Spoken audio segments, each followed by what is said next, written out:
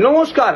আপনার যদি যানবাহনের দ্বারা কোনো কষ্ট পাচ্ছেন বা ঘন ঘন যদি আপনার অ্যাক্সিডেন্ট হয়ে যাচ্ছে, তাহলে আপনারা হনুমানজির মন্দিরে গিয়ে যত পারেন আপনি মেটে সিঁদুর দান দিতে পারেন।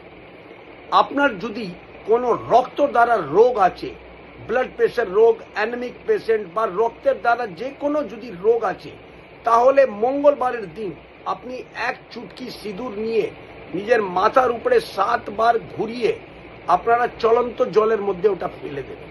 যদি আপনার বাড়ির আশেপাশে চলন্ত জল যদি না থাকে, যে কোনো গাছের গোড়ায় আপনি ফেলে দেবেন, এটাতে আপনি ভালো ফল পাবেন।